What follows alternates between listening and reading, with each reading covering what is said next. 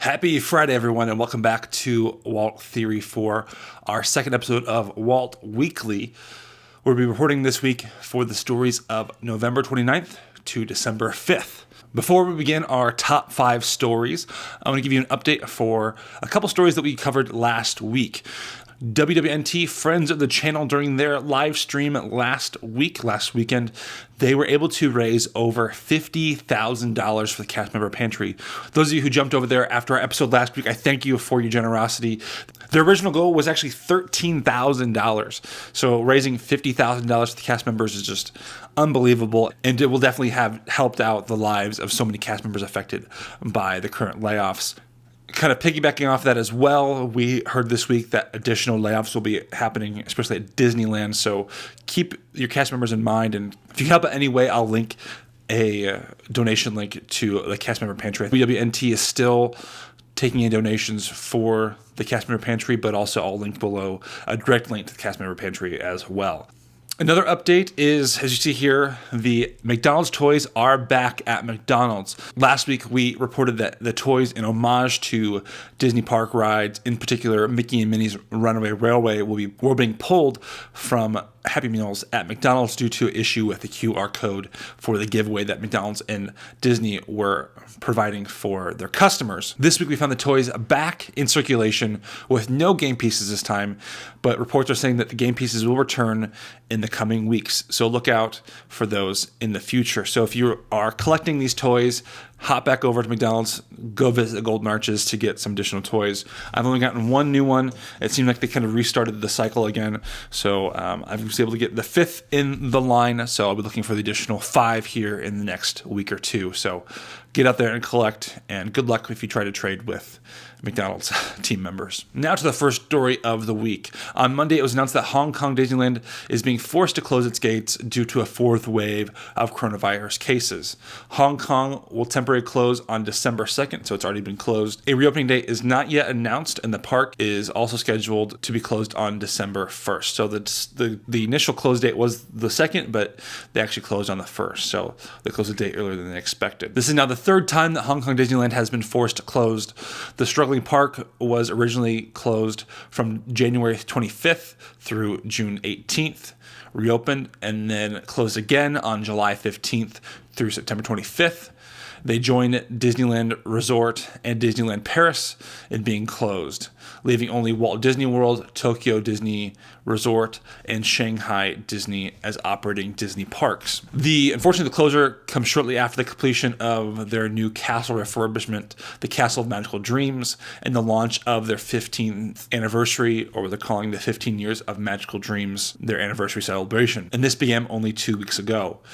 The new regulations go into effect starting this past Wednesday, and will last for at least 2 weeks. So hopefully this closure will only persist for the coming 2 weeks. I know some of our viewers, I actually have some friends that live in Hong Kong right now that have been going to Disney parks.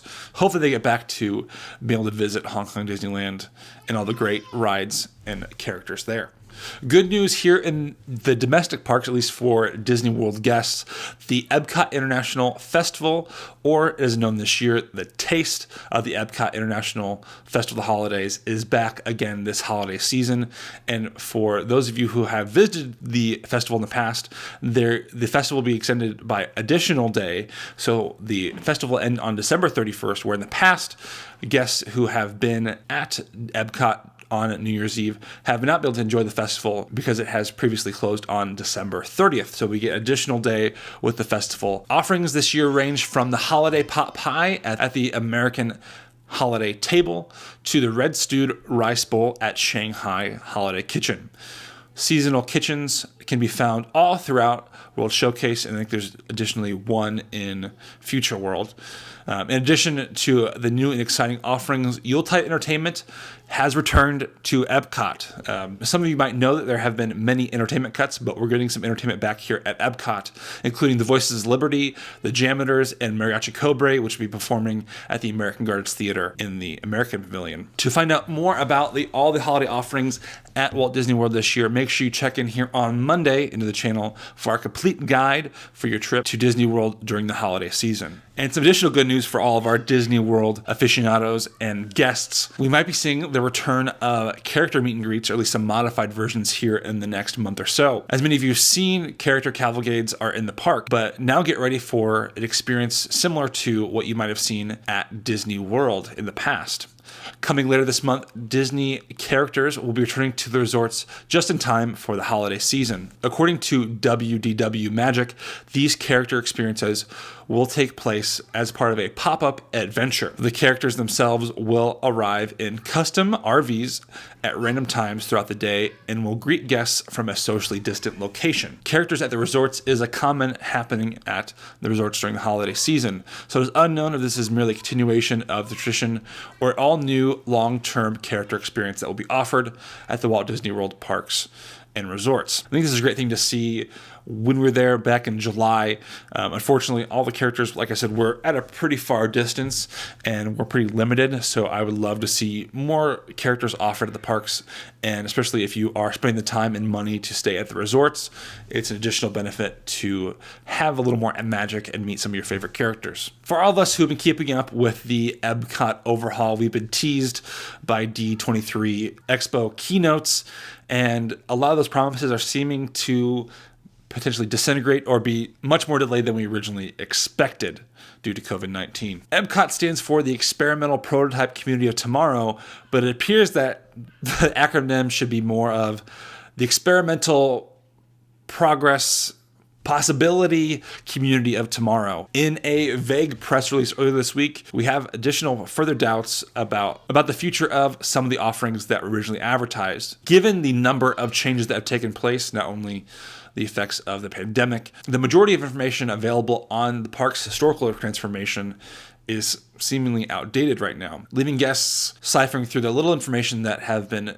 periodically given out by the company. A few months ago, we first heard about the ill-fated Mary Poppins attraction and the festival pavilion being scaled back or indefinitely postponed, the latter being now merely referred to as a festival area. While projects like Guardians of the Galaxy Cosmic Rewind, Space 220, Remy's Ratatouille Adventure are delayed, but they're clearly chugging along in their progress. Things over at the Play Pavilion are seemingly not going forward as originally expected. The Play Pavilion was one of the projects recently omitted from a recent Epcot transformation press release, which otherwise included other major world discovery projects like Guardians of the Galaxy roller coaster and the Space 20 restaurant. But not all hope is lost at the former Wonders of Life Pavilion. It is clear that work is being done on replacing the domed roof tiles. We've seen progress since the reopening of the park. In the latest park guide map for the Festival of the Holidays, we see that the Play Pavilion is included in the list of pavilions as coming soon. However, given the hands-on and interactive elements of this pavilion and the experience being indoors, it seems that Disney is taking some time on rethinking the concept for a new age of pandemic-proofing the park. And until they nail down the necessary modifications, we probably won't hear much more about the Play Pavilion. So we're going to end today's show on a bit of a downer, I would say, or something that really shouldn't happen in the parks. Reality TV personality, Spectacular Blue Smith of Love and Hip Hop Miami on VH1. I'm not sure what the show is, but is facing charges after punching a Walt Disney World cast member while in line for an attraction at Disney's Animal Kingdom. According to the arrest affidavit, Smith was in line for an undisclosed attraction at Disney Animal Kingdom on Monday night when he made a sneezing gesture and said coronavirus.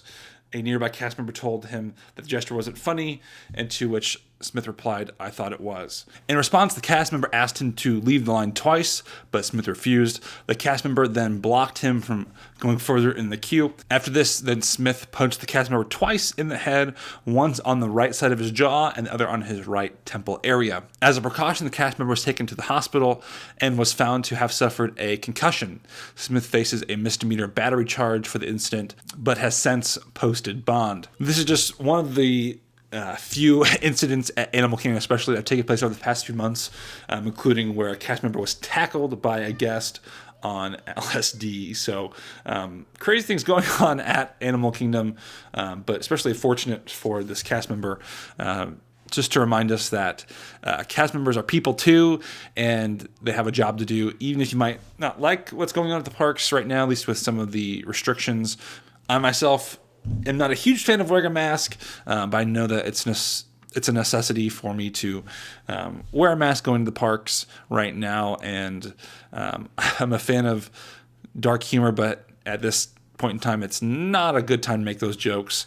But it's also not a good response when you're being taken out a peg and being told that your joke isn't funny to punch someone. So for those of you who have kids out there and have watched Daniel Tiger, I think Mr. Smith needs to hear the words of, it's okay to be angry, but not okay to hurt someone. So respect your cast members, respect people for people, and have fun when you're in the parks, and just don't punch people and don't tackle cast members, and also don't take LSD. So that is our stories for this week. Hope you enjoyed today's episode. Make sure if you enjoyed today's video, you pop a like on here for us, as well as subscribe for all of our new members and community members. We had a great response on our first episode, and we'd love to keep growing further. So if you enjoyed this video and you want to share some of these fun and interesting stories with your friends and family, make sure to share this video. We'd love to keep growing and having more people see our videos. So as always, there is a great, big, beautiful tomorrow, and we'll see you real soon.